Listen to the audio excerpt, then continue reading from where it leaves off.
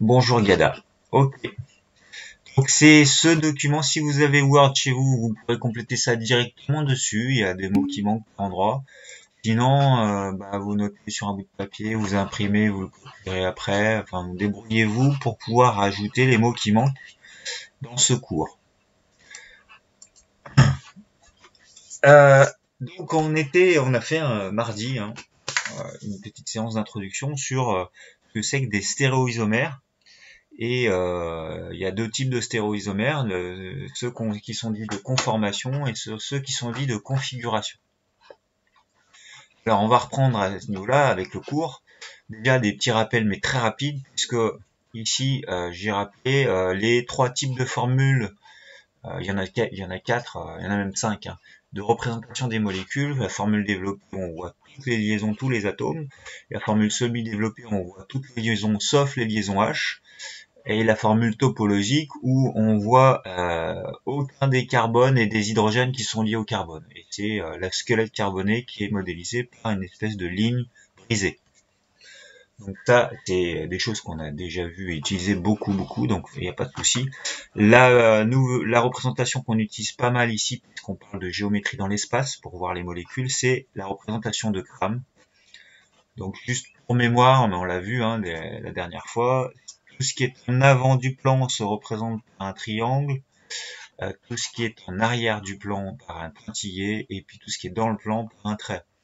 Donc quand on tourne cette molécule, on voit bien par rapport à un plan ici que l'hydrogène qui est ici, il est devant, donc on fait un triangle plein, et l'hydrogène qui est derrière ici en bleu clair, qu'on voit ici de ce côté-là, il est derrière mon plan, donc je le représente en pointillé. En revanche, ces deux hydrogènes qui sont ici, et puis ce carbone, avec ces deux liaisons-là, on voit bien que tout est dans ce plan. Donc c'est avec un trait plein, et puis on représente l'hydrogène, les carbones de façon ordinaire. Voilà. Donc ça c'est crame, on en a déjà parlé, je vais pas trop insister. Donc pour s'exercer, on va démarrer tout de suite un petit exercice d'application. Je vais vous laisser 5-10 minutes pour chercher. Vous avez le méthanol, le dichlorométhane et enfin l'éthane 1,2-diol. À vous de les représenter en représentation de grammes. Sachant que si c'est un petit peu trop compliqué, si trop gros comme molécule, on ne représente jamais plus de carbone. Donc le maximum, c'est 2 carbones avec les 3 liaisons sur chaque carbone de part et d'autre, plus la liaison centrale. On va jamais au-delà. Donc ici, pour cette molécule-là, OH va rester sous forme de bloc OH. Et on verra pas la liaison OH. Voilà. Je vous laisse quelques minutes pour chercher l'exercice 3, représenté en crâne. Très longtemps. Et puis vous me posez des questions, ou vous me répondez quand vous avez fini. Vous m'envoyez un petit message par chat. Donc je vous laisse un petit moment pour chercher ça. Voilà, je le laisse activer là. Et puis n'hésitez pas à prendre la parole s'il y a besoin. Je regarde juste l'heure. Il est 19, à 20, à 25, je détaille la correction.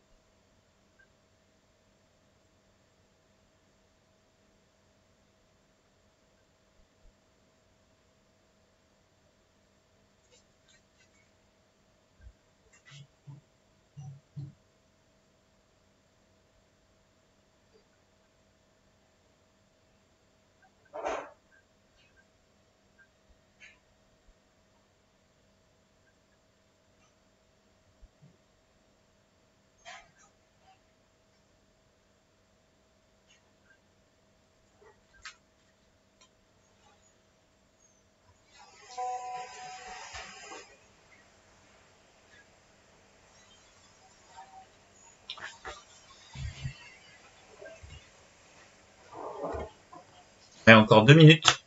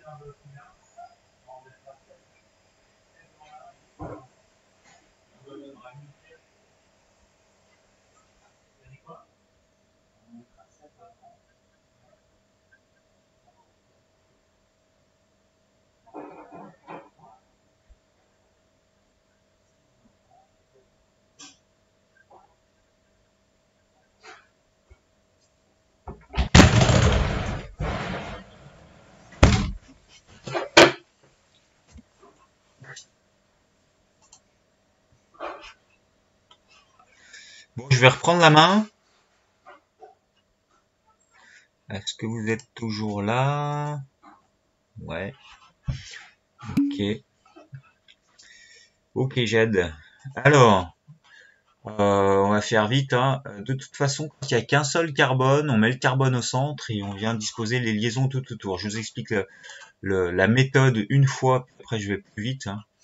Quand il n'y a qu'un seul carbone, on met toujours le carbone au centre. Et en fait, comme le carbone, il a toujours ces 4 liaisons réparties de la même manière dans l'espace, on va pouvoir faire 2 liaisons qui sont dans le plan, par exemple comme ça, une devant et une derrière. Et puis après, on n'a plus qu'à remplir. Donc en fait, le point de départ, c'est toujours le même. Je représente mon carbone avec ces 4 liaisons, et puis après, je mets ce que je veux dans l'ordre que je veux. Il y a juste un bloc ici, c'est OH, que je peux laisser sous forme bloc OH. Une petite remarque peut-être. Il n'y a que moi qui bug. Pourquoi? Qu'est-ce qu'il y a qui bug, Gada? Qu'est-ce qu'il y a qui va pas? Ça marche pas? Le son, tu m'entends pas? Bah si, tu m'entends. Ça part et ça vient. Ouais, bah je sais pas. Essaie de te passer à un endroit chez toi où t'as du réseau. Je vais regarder quelle quelle connexion tu as. Alors t'es où, Gada? Ça me marque quoi? Excellente pourtant la connexion. Bon. Écoute, si jamais t'as raté des passages, tu regarderas la vidéo.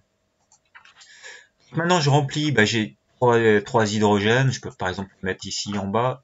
Il n'y a pas d'obligation, hein. J'aurais pu mettre les 3 hydrogènes, 2 sur la gauche et un en haut, et puis après OH en haut. Je fais ce que je veux là, je les répartis comme je veux, on m'a rien imposé. Donc je peux même représenter les liaisons devant et derrière, mais sur la droite comme ici, ça marche aussi. Donc de toute façon la base c'est qu'on fait le carbone avec ces 4 liaisons, puis après on remplit. Pour le dichlorométhane, bah, c'est la même chose, le même point de départ. Mais sauf qu'au bout des liaisons, bah, je vais avoir du Cl, Cl. Alors là, ici, sur cette correction, bah, c'est placé à gauche, mais ça n'a pas d'importance, hein. Et enfin, le dernier, les 2 carbones. Donc on va partir, et j'effacerai mes annotations, mais on va partir avec les 2 carbones qui sont tous les deux dans le plan, c'est ce qu'il y a de plus simple. Une liaison dans le plan qui relie ces 2 carbones. Et puis on peut s'arranger pour qu'il y ait des liaisons dans le plan, pour ces 2 carbones, autres que la liaison centrale. Donc je choisis ce que je veux, hein. Je peux choisir, bah, par exemple comme ça, ces 2 liaisons là dans le plan. Mais, et puis le reste, je vais faire une devant, une derrière, et puis ça marchera. Mais je peux aussi décider, ça c'est moi qui décide, hein, de faire comme ça marche aussi. Ça dépend quelle rotation j'ai fait autour de cette liaison là. Ici, pour la correction, et dans ce cas, si je fais ça, bah là, j'en fais une devant ici en haut, une derrière là, puis pareil, de ce côté, une devant en bas. Alors c'est moche, hein, ce que je fais, mais... Et puis après, je remplis. Donc ça, c'est une possibilité, mais encore une fois, je l'ai dit, on pourrait mettre cette liaison-là en haut, et puis le devant derrière en bas, ça marcherait aussi. Donc je vais effacer toutes mes annotations. Et puis, bah ici, pour cette correction, alors là, il manque le C, puisque c'est un mélange sinon de crame et de topologique. Donc le carbone ici, bah j'ai choisi de faire celle qui... Bah alors c'est encore plus ici dans cette correction, c'est pas la mienne celle-là, hein, je l'ai pompée quelque part. un peu bizarre. Ils ont choisi de faire l'hydrogène devant ici. Donc, tout dépend comment j'ai tourné ma liaison. Moi, spontanément, je l'aurais peut-être présenté comme ça, mais ça marche aussi. Bon, alors, maintenant, reprenons le cours. Et on va voir un autre exercice après. Sur la stéréoisomérie. Donc, vous reprenez le cours, et là, il y a quelques petits mots à compléter. Donc, la définition déjà précise de ce que c'est qu'un stéréoisomère. J'ai dit un isomère, normalement, ce qu'on avait vu, c'est que c'était deux molécules qui ont la même formule brute, mais des formules développées ou semi-développées différentes. Mais le terme stéréo précise que là, on va avoir affaire à une isomérie bien particulière, c'est quand ça a la même formule semi-développée.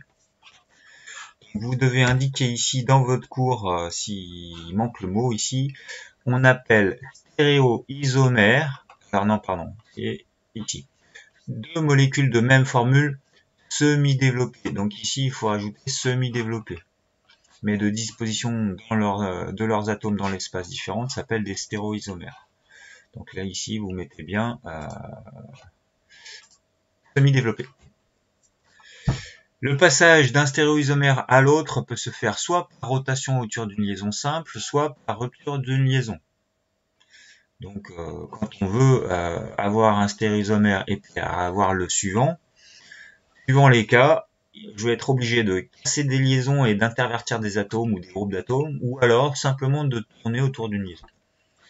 C'est ce qui va me permettre de distinguer deux types de stéréoisomères, ce qu'on appelle la conformation et puis la configuration. Quand j'aurai affaire à des stéréoisomères de configuration, ça signifie qu'il faut casser des liaisons. Quand c'est simplement de conformation, c'est qu'il suffit de tourner. Donc on appelle conformation d'une molécule, donc là vous mettez conformation, les différentes structures spatiales qu'elles peuvent prendre par une simple rotation autour des liaisons simples. Alors pourquoi je précise liaison simple? C'est qu'une liaison double, ça ne tourne pas. Si j'ai affaire à une liaison double, quand je tourne, ça va faire torsader la liaison et ça marchera pas. Ça peut pas tourner une liaison double. Une liaison triple non plus. Donc quand on verra ce type de molécule-là avec une liaison double, on peut pas faire tourner tout ça. Faut bien avoir ça à l'esprit. C'est pas possible de faire tourner autour de cette liaison. Pour une molécule donnée, la conformation la plus stable, c'est celle qui correspond aux atomes ou groupes portés par les atomes de la liaison carbone-carbone autour de laquelle se fait la rotation, sont en général le plus éloigné possible. Donc il faut que... J'ai mis un mot en rouge. Ouais, c'est bon. Il faut que, on l'avait vu en TP, que les groupes d'atomes qui sont sur les carbones, ils se gênent le moins possible, donc il faut qu'ils soient le plus éloignés possible.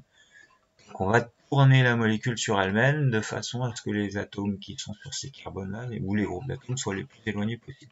C'est ce qu'on avait vu. Ensuite, stéréoisomère de configuration. Ça ressemble beaucoup, hein. Faut se méfier, conformation, configuration, c'est vraiment très très similaire. Moi qui suis un peu dyslexique, j'ai tendance à les confondre, donc il faut faire attention à ça. Une question peut-être, c'est Gada? Non, Elisa, monsieur, il manque un mot, non. Alors, peut-être, ouais. J'ai oublié des mots, ok. Où est-ce que j'ai oublié des mots? Ici, ouais. Une molécule donnée, la conformation la plus stable est celle qui correspond à l'énergie minimale. Donc c'est l'énergie la plus basse. Donc c'est quand il y a le moins d'énergie possible, c'est ce qui sera le plus stable. Je prends un exemple de stabilité. Si j'ai un ballon de foot sur un terrain en montagne qui est un petit peu chaotique, le ballon il va aller se positionner aux endroits où l'énergie la plus faible, c'est-à-dire les points bas. L'énergie potentielle du ballon sera la plus faible dans les trous, c'est là où ça sera le plus bas. Donc naturellement, la nature va se adopter des configurations les plus stables possibles. Pour les liaisons, les molécules, c'est pareil. Donc quand j'ai des molécules comme ça et que ça peut tourner autour de certaines liaisons, ça va tourner de manière à ce que ça se positionne dans le maximum de stabilité, donc l'énergie minimale. Alors, Et après simple, liaison aussi. Donc j'ai oublié encore un autre mot.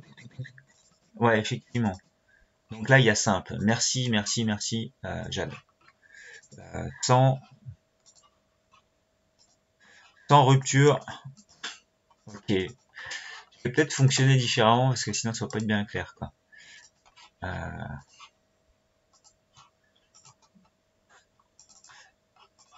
Et là, j'ai pas oublié le mot, hein. Voilà, non, c'est bon. Ah, il manque encore une partie là. Non, c'est bon. Normalement, c'est bon là. Il y a tous les mots. Je vérifie, mais ouais, c'est bon, ça le fait. Ok, merci Jeanne. Bon, au moins, ça prouve que vous suivez bien. C'est agréable. Ça fait plaisir. Alors, maintenant la configuration. Après avoir vu la conformation, c'est simplement des rotations autour des liaisons simples, la configuration, il va falloir passer. Alors, avant ça, on va aborder une notion, c'est la notion de carbone asymétrique que l'on annotera souvent. Alors ça, je peux le mettre en rouge aussi, avec un petit astérisque, comme ça. Donc sur une molécule, quand on veut identifier le carbone asymétrique, on mettra un petit astérisque rouge pour identifier quel est le carbone asymétrique. Une molécule possède un carbone asymétrique si celui-ci est lié à 4 atomes ou groupes d'atomes différents. Donc, sur un carbone, il y a 4 liaisons, toujours, et il faut que ce soit 4 liaisons simples, parce que sinon il ne va pas avoir 4 constituants autour de lui, 4 liaisons simples. Alors si les 4 choses qui sont sur ces liaisons sont différentes, on dit qu'il est asymétrique. Une molécule peut avoir plusieurs atomes de carbone asymétrique, et on indique sur une molécule la présence d'un atome de carbone asymétrique par un petit astérisque.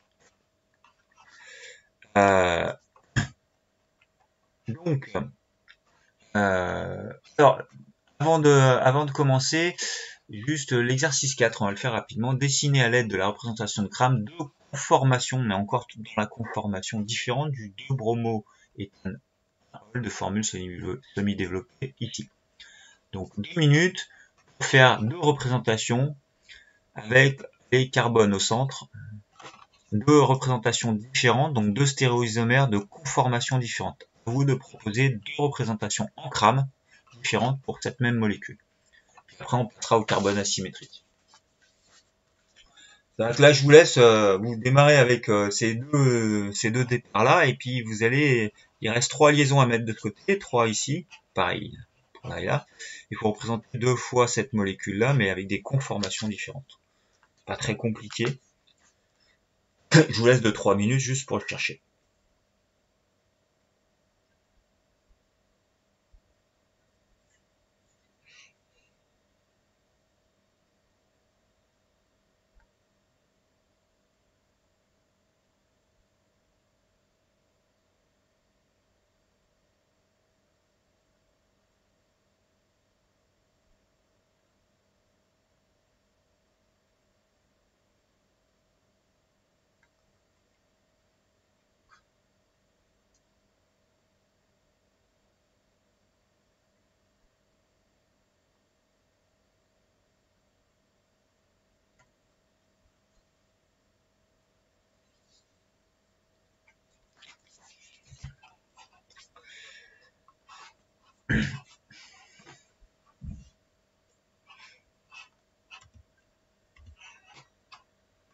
Allez, à 38, je corrige.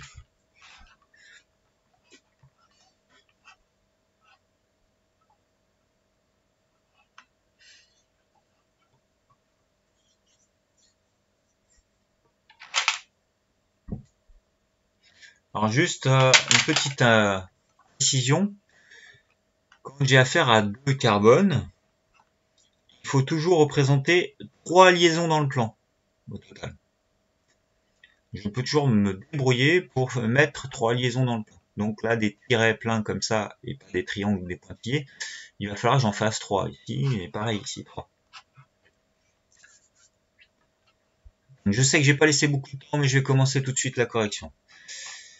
Alors, si j'imagine une première conformation, bah là, je peux dire, tiens, je vais choisir de faire dans le plan cette liaison-là, et dans le plan, celle-là là-haut. Et puis je peux dire, bah tiens, je vais choisir de mettre, je dis n'importe quoi, hein, il y a plein de possibilités, BR ici, et puis sur cette autre carbone, je vais mettre le groupe OH par exemple, ici en haut. Il me reste maintenant à représenter les deux hydrogènes de part et d'autre.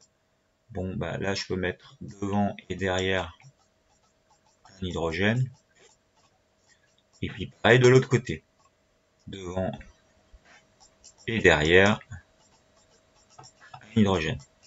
C'est une première façon de faire. Après, vous avez plein d'autres possibilités. Ça marche. Maintenant, je vais en faire une différente.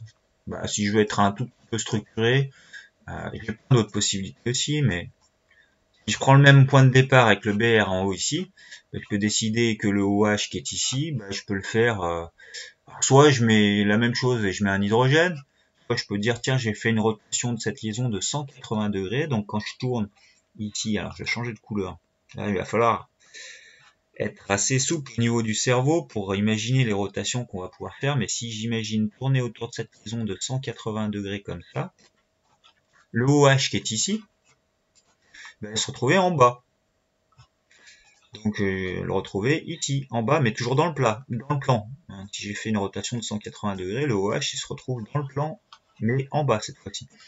Et du coup l'hydrogène qui était devant, ben, il va se retrouver devant, mais là-haut, c'est cet hydrogène-là. Et puis l'hydrogène qui était derrière reste derrière ici. Donc ça, c'est une autre façon de faire. Alors il va falloir s'habituer à faire ces représentations-là. Je suis désolé pour la propreté de mes schémas, mais je peux pas bien faire autrement. Voilà deux conformations qui existent, qui marchent bien. Donc va falloir imaginer dans vos têtes pour la suite qu'on peut faire tourner comme ça de 180 degrés. Et donc, alors juste une remarque quand même. Quand je fais tourner la liaison de 180 degrés, je viens de dire une bêtise tout à l'heure, les éléments qui étaient devant ici, comme l'hydrogène qui est là, qui est devant, si je tourne de 180 degrés, à votre avis, va se retrouver où cet élément qui était devant? Est-ce que quelqu'un peut me répondre dans le chat? Un élément qui est devant, quand je tourne de 180 degrés, il se retrouve où? Est-ce qu'il se retrouve devant ou derrière? Si je tourne de 180 degrés. Derrière. Ça, c'est une règle à bien retenir dans votre tête. C'est que cet hydrogène qui était là, et ben, ça va être celui-là. Il va être derrière ce coup-ci. Ça va être important pour la suite, ça, de bien comprendre ça. Bon, et donc, du coup, celui qui était derrière là va se retrouver devant. Alors, les carbones asymétriques, on avait vu maintenant, avant de terminer, avant de voir quelques exercices sur les stéréoisomères de configuration, donc pas des rotations simples, mais quand il faut casser des liaisons. Mais si on la tourne, ça donne la même, non? Alors ça donne la même molécule, parce que j'ai deux hydrogènes identiques. Ici, ces deux molécules sont les mêmes, mais elles ont des conformations différentes. C'est-à-dire qu'il y en a une qui est tournée par rapport à l'autre. On peut dire que c'est la même molécule, c'est exactement les mêmes constituants. Ça s'appelle quand même des stéréoisomères. Alors que quand c'est des stéréoisomères de configuration, ce sera des molécules différentes. Même par rotation, je pourrais pas obtenir les mêmes molécules, et je pourrais pas les superposer, donc ça sera des molécules différentes. Je sais pas si ça répond à ta question, Camille. Je vais passer maintenant à la notion de chiralité. Et puis après, on fera des petits exercices sur les carbones asymétriques et les stéréoisomères de configuration. Alors, qu'est-ce que ça veut dire chiral? Ce terme-là, cet adjectif, on peut l'employer pour des objets. Chiralité signifie que je peux obtenir je fais l'image d'un objet dans un miroir, alors j'obtiens une autre image, et si cette image n'est pas superposable à mon objet d'origine, ça veut dire que l'objet est chiral. Donc, chiral, alors dans votre cours ici, ça signifie que c'est pas superposable à son image dans un miroir. Alors dans le cours ici, donc un objet est dit chiral s'il n'est pas superposable à son image dans un miroir. Donc on peut rajouter ces mots-là. Dans le cas contraire, il est dit, bah, quand on veut la négation de quelque chose, on met A devant, donc c'est A chiral. Je prends cet exemple-là, cette molécule qui est ici. Quand je représente, et j'imagine un miroir ici, quand je représente son image dans un miroir, alors il faudra savoir construire ces molécules-là. J'ai le carbone central qui est là. Dans un miroir, ce qui était derrière ici, cet hydrogène, reste derrière, le miroir étant ici. Ce qui était devant ici, OH, ça reste devant. Mais tout ce qui était dans le plan, reste dans le plan. En revanche, ce groupe-là, C2H5, qui était ici vers la gauche, dans le miroir ici, va être vers la droite. Et donc je vais obtenir cette molécule. Donc la rouge, là, ici, c'est bien la molécule par effet miroir de celle qui est ici à gauche. Pour prouver qu'elle est chirale, cette molécule, et maintenant, j'essaye de tourner cette molécule sur elle-même, ici, suivant l'axe là, de cette liaison là. Je lui fais faire un 180 degrés sur elle-même, de manière à ce que le C2H5, qui est ici, soit à gauche. Donc je modifie pas la molécule, je la fais tourner sur elle-même. Je fais même pas une rotation sur une liaison simple, c'est la molécule qui tourne sur elle-même, suivant un axe vertical comme ça, que je dessine en pointillé. Donc le C2H5 se retrouve à gauche, mais j'ai dit que quand je faisais une rotation de 180 degrés, qui était devant, ça passe derrière. Donc le OH qui était ici devant, bah, il va passer derrière, on le voit en pointillé ici.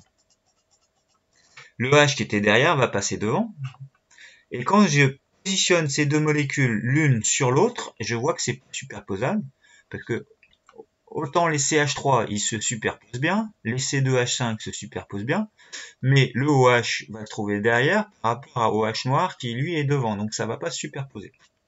Donc on a bien affaire ici à une molécule chirale, parce que son image dans un miroir, même si je tourne la molécule, ça ne me permet pas de superposer les deux molécules.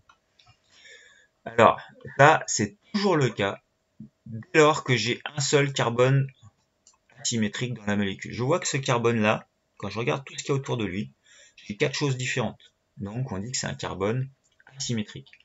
Et ben, dès que j'ai une molécule qui comporte un seul carbone asymétrique, je peux dire qu'elle est chirale. Alors, je prends un autre exemple d'objet chiral. Il n'y a pas que les molécules qui peuvent être chirales. Si je prends une main, ma main gauche, et que je fais son image dans un miroir. Bah, quand je fais son image dans un miroir, je peux activer ma caméra, je peux obtenir ma main droite. Donc, ma main gauche, si vous allez voir la vidéo, ma main gauche est là. Si je prends, je m'éloigne un peu, son image dans un miroir, il faut imaginer que ça va donner ma main droite. Les deux pouces, ils sont face à face, ils se touchent, et mes deux petits doigts, ils se touchent, etc. Donc en fait, ma main droite, c'est l'image dans un miroir de ma main gauche. Maintenant, si j'essaye de superposer mes deux mains, il faut que je les mette dans ce sens-là et que j'essaye de faire en sorte que j'ai les paumes contre paume sur paume et le dessus de ma main sur le dessus de ma main. Bah, je vois que les pouces, mes deux pouces, ils sont à l'opposé l'un de l'autre, donc ils ne superposent pas. Mes petits doigts, ils se superposent pas parce que là j'ai mon index et là j'ai le petit doigt de l'autre main, ça se superpose pas. Donc une main, c'est un objet chiral. Vous avez plein d'autres objets comme ça. Vous avez une chaise. Une chaise, c'est pas un objet chiral, c'est achiral. Parce que si je fais l'image d'une chaise, et puis je terminerai là-dessus, hein, une chaise comme ça, je fais son image dans un miroir, et que je dessine ce que j'obtiens d'une autre couleur, ben, j'obtiens une chaise, comme ça. Et cette chaise-là, si je lui fais faire un 360 degrés comme ça, là, je vais pouvoir la superposer à la précédente. Donc, une chaise, c'est achiral. Parce que son image dans un miroir n'est pas est superposable, donc c'est pas chiral. C'est un objet qui est achiral, à sens E. Maintenant, une chaussure, c'est chiral. Je fais l'image d'une chaussure gauche dans un miroir, j'obtiens la chaussure droite, et si j'essaie de les superposer, je vois que la courbure, ben, ça coïncide pas. Donc il y a plein d'exemples comme ça de un être humain, il est chiral. etc., etc. Bon, peu importe. Ce qu'il faut retenir, c'est que dès lors que j'ai un seul carbone asymétrique, bah, j'ai une molécule qui est chirale. Alors, bah, à vous de jouer pour l'exercice 6. Vous avez des molécules représentées en formule topologique ici. Les 4 molécules, il faut rapidement que vous arriviez à identifier les carbones asymétriques et de les marquer par des petits astérisques. Alors attention, en topologique, toutes les liaisons sont pas forcément représentées, il manque les liaisons hydrogène. Et on voit pas les carbones. Donc à vous d'imaginer quand il manque des liaisons hydrogène, où est-ce qu'il y en manque, pour essayer d'imaginer si c'est asymétrique ou pas. Donc, je vous laisse quelques minutes, allez 5 minutes, pour redessiner ces molécules en topologique et avec un astérisque et essayer d'identifier là où il y aurait des carbones qui sont asymétriques. C'est-à-dire des carbones qui comportent 4 liaisons autour d'eux avec 4 constituants différents. Allez, je vous laisse chercher. Il est 10h49 à 55, je corrige.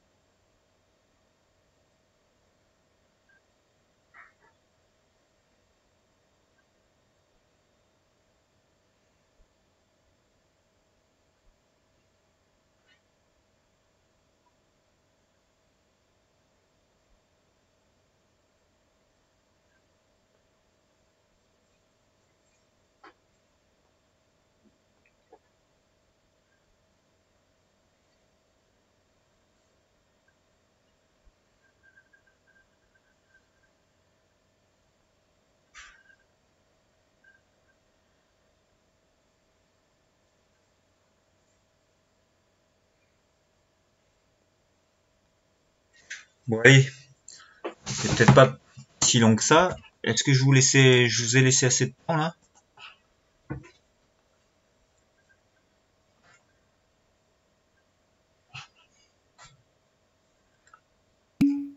Ouais, ok. Allez, rapidement.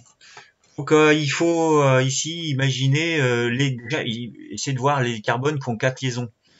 Celui-là il en a que 3, celui-là il en a que 3, celui-là il en a que 3, celui-là il en a que 3, celui-là il en a que 3, celui-là il en a que 3 aussi. Celui-là il en a 4. Il manque juste la liaison H qui est pas représentée, mais il en a 4. Et celui-là il en a 4 aussi. Donc si je regarde ce qui est là autour de lui, il a un H, un OH, il a tout ce groupe et tout ce groupe. C'est bien 4 choses différentes. Donc il est asymétrique. Si maintenant je regarde ce carbone-là, il a un CH3 ici, il a un H, il a deux NH avec CH3, et puis tout le groupe qui est ici, donc il est asymétrique également. Donc cette première molécule possède deux carbones asymétriques, qui sont ici.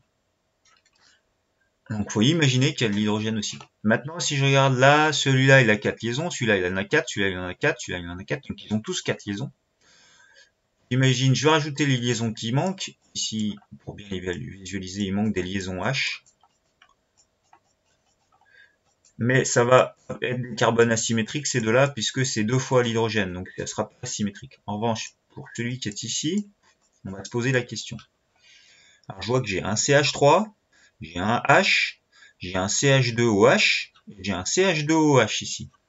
Donc, comme c'est symétrique par rapport à ce plan-là, ça va pas être un carbone asymétrique. Il y en a pas là-dedans. Celui-là, ceux qui ont mis asymétrique, il est pas asymétrique. Je pourrais te représenter, pour être clair, à partir de ces carbones-là, et représenter en crame, par exemple. Je pourrais dire qu'il y a, si c'est cette liaison-là, c'est CH2OH, CH2OH. Donc j'ai mis tout le bloc ici que j'ai entouré là, c'est CH2OH. Et puis pareil, si ici c'est, admettons que ce soit dans le plan en bas, tout ce bloc là, je vais mettre d'une autre couleur. Ce bloc ici là qui est connecté au carbone, c'est le même CH2OH. Donc c'est pas symétrique puisque j'ai deux fois le même bloc. Alors même si, ok, je vais avoir un CH3 et un H, et puis un CH3 par exemple qui sera celui-là, le CH3. J'ai les deux autres qui sont pareils. Donc c'est pas asymétrique ce carbone. Attention au piège. Donc pour le B, il n'y a pas de carbone asymétrique. Maintenant pour le C, regardons bien ensemble. Alors, ici, j'ai deux hydrogènes, donc celui-là n'est pas asymétrique. CH3, trois hydrogènes, c'est pas asymétrique. Là, c'est pas asymétrique. Maintenant, je m'intéresse à ce carbone-là. Alors ce carbone-là, c'est plus complexe. Je sais qu'il manque une liaison H là. Et maintenant, je viens regarder ce qu'il y a autour de lui. Et je compte ce qu'il y a autour de lui. Il y a cet hydrogène-là que j'ai mis en bleu. Maintenant, en rouge, il y a ce CH3 qui est ici. C'est le deuxième constituant. Maintenant, en, je sais pas, je vais dire du vert, par exemple. En vert, j'ai, à partir de là, tout ce groupe-là est connecté à ce carbone. Si je le compare, ce groupe-là, à un dernier groupe que je pourrais mettre d'une autre couleur, on va dire violet, si je regarde cette liaison-là, et que je regarde ce groupe que j'entoure là, il n'est pas tout à fait le même que le groupe que j'ai entouré en vert. C'est-à-dire que si je regarde la proximité de cette liaison CH3 par rapport à ce carbone-là, elle est à 2 carbones près. 2 carbones, j'ai CH3. Alors que si je pars de ce côté-là, il me faut 1, 2, 3 carbones avant d'arriver, 4 carbones avant d'y arriver au CH3. Ce qui fait qu'autour de ce carbone-là, j'ai pas les mêmes constituants, puisque je pars de ce côté ou de ce côté, je vais pas avoir le même environnement. Celui-là, il est bien asymétrique pour le C. Alors celui-là, donc forcément celui-là aussi, puisque c'est la même chose de l'autre côté. Donc c'est deux carbones asymétriques. Et enfin pour le dernier, celui-là n'est pas asymétrique. J'ai un plan de symétrie ici. Donc du moment que j'ai un plan de symétrie, j'ai pas un carbone asymétrique. Parce que j'ai la même chose en haut et en bas quand je regarde cette liaison. j'ai un hydrogène quelque part devant ou derrière, mais là en haut ou en bas c'est la même chose. Donc celui-là n'est pas asymétrique, attention. Donc le D n'a pas de carbone asymétrique. À vous de chercher d'une autre manière avec des formules semi-développées. Je vous laisse pareil 3 minutes pour chercher les carbones asymétriques. Ici on n'a que les formules qui sont dessinées de façon linéaire comme ça. À vous de les représenter de façon un tout petit peu plus développée en topologique ou autre chose, à vous de voir, pour identifier les carbones qui seraient asymétriques là-dedans.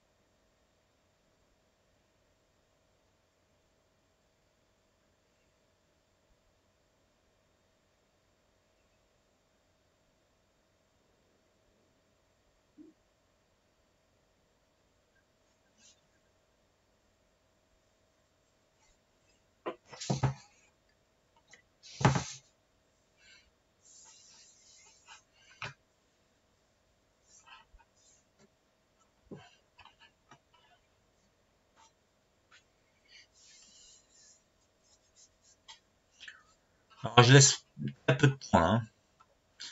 On va le faire ensemble. Pour cette molécule-là, j'ai pas besoin de la représenter. La première, là, ce carbone, il a 3 hydrogènes, il est donc pas asymétrique. Celui-là, il a soit un H, soit un Br, soit un CH2Br, soit un CH3, il est donc asymétrique. Il a 4 constituants différents. Et enfin, ce carbone, il a 2 hydrogènes, un Br ou tout le bloc, là. Comme il a 2 fois la même chose, il est pas asymétrique. Si je passe au B, CH2, ben, le C, il est pas asymétrique, puisque j'ai 2 fois l'hydrogène. CHBr, ça a l'air d'être asymétrique. Il y a un hydrogène, un Br, sauf que ce groupe-là, CH2Br ou ce groupe-là, c'est le même. Donc le carbone qui est là, il n'est pas asymétrique. Ici, ce carbone, il n'est pas asymétrique. Celui-là, il est asymétrique parce qu'il y a un H, il y a un Br, il y a tout ce groupe où il y a CH3. Ce carbone-là, il est également asymétrique parce que sur lui, il y a tout ce groupe, là, CH3, CHBr. Il y a H, il y a OH et il y a CH3. Et enfin, je termine avec la dernière. Celui-là, il est pas symétrique. Celui-là, il est pas symétrique parce que j'ai 2 fois l'hydrogène. Celui-là non plus, j'ai 3 fois l'hydrogène. Et celui-là, si je regarde, il a H, ou alors Cl, ou alors CH3, ou alors CH2, CH3. Et c'est quelque chose que je viens d'énoncer sont différentes, donc le carbone-là, il est asymétrique. Voilà. Donc le B n'avait pas des carbones asymétriques. Je continue, vous reprenez votre cours. On avance un petit peu dans le cours sur les stéréoisomères de configuration pour pouvoir les diviser en 2 catégories, 2 sous-catégories là-dedans. Est-ce que ça va pour le moment? Vous n'avez pas un câble là, vous n'en avez pas ras-le-bol là, c'est bon?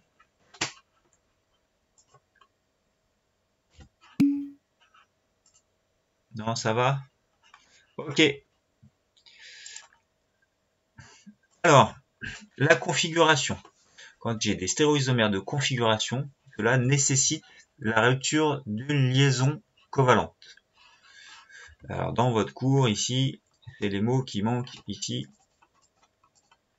Donc, ça nécessite la rupture d'une liaison covalente. On parle alors de stéréoisomères de configuration. Et il y en a 2 types.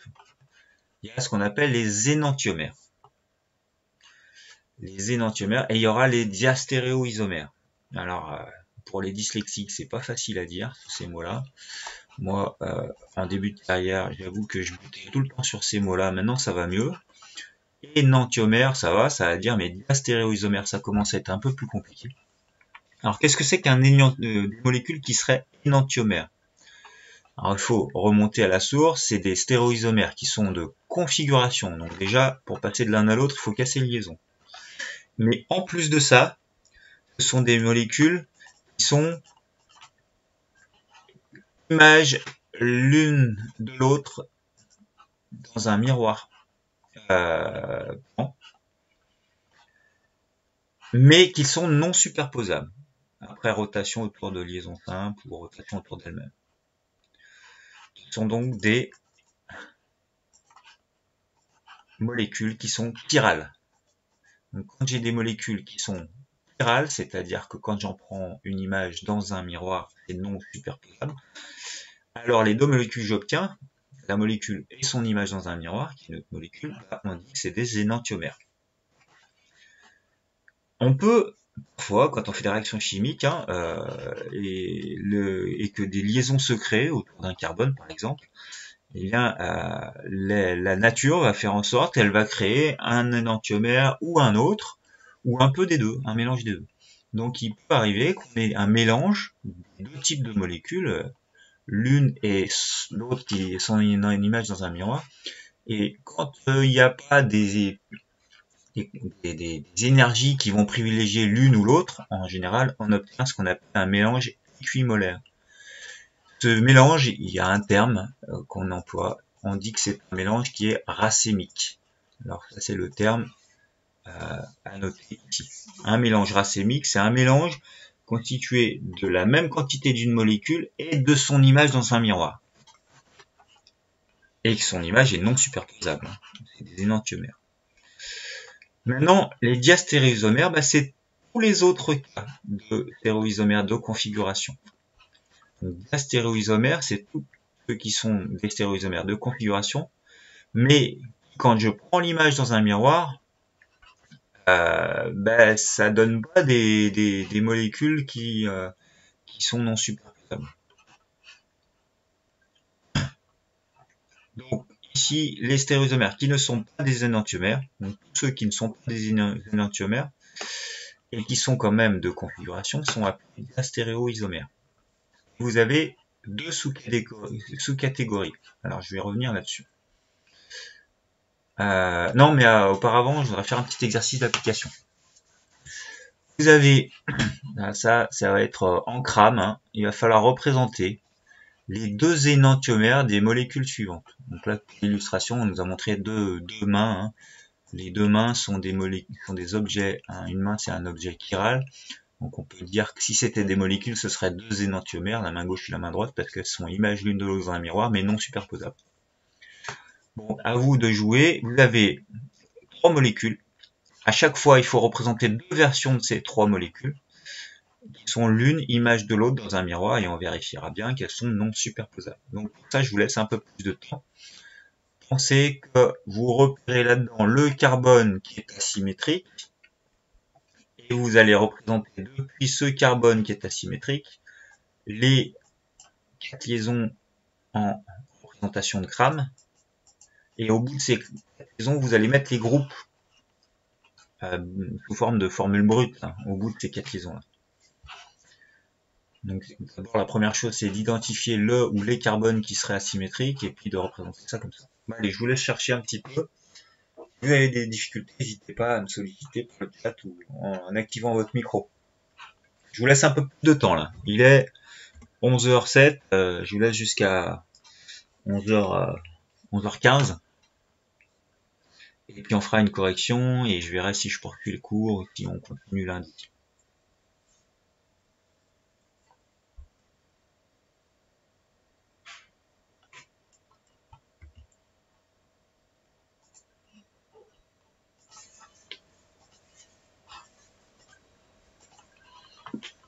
Bon allez, je vais reprendre la main là. Et puis je vais corriger à chaque fois, je vais dessiner des molécules. Alors je vais essayer de les faire comme ça et puis après je ferai une correction plus propre qui est déjà préparée à l'avance. Alors, pour être méthodique, c'est bien de les dessiner côte à côte, comme ça je peux représenter un miroir à chaque fois. Donc pour la A, je mets le carbone asymétrique au centre. En fait, le carbone asymétrique, c'est celui qui est ici, là. Celui-là, là. Celui-là, il a 2 hydrogènes, donc il n'est pas asymétrique. Et puis, je vais représenter, par exemple, cette liaison devant, celle-là derrière. C'est un choix que j'ai fait, c'est pas une obligation. Voilà. Et puis, je peux décider, par exemple, de mettre le BR là-haut. Je sais qu'il y a un BR dessus. Le CL, par exemple, devant, là. À droite, pardon. Le H qui est ici, par exemple, je peux décider de le faire devant là. Et puis le groupe CH2OH, je peux le décider de le faire, de l'indiquer derrière ici, comme ça. Donc voilà un premier exemple de molécule dessinée en grammes pour cette molécule A. Maintenant, il suffit d'imaginer un miroir. Je vais dessiner la même molécule par effet miroir. Blanc. Donc j'ai le carbone qui est ici, carbone asymétrique que je reproduis. Le BR est toujours en haut dans ce miroir.